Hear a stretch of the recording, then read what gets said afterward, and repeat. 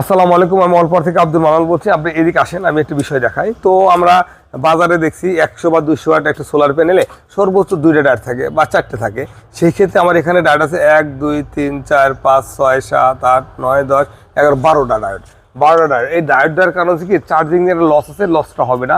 আর দ্বিতীয়ত বাস পড়া বা ঠাটা পড়া বলেন, এই ঠাটা পড়া থেকে ব্যাটারি বা সোলারকে রক্ষা করবে। আর ব্যাটারি ভালো রাখার জন্য এই ডায়োডগুলো খুবই গুরুত্বপূর্ণ।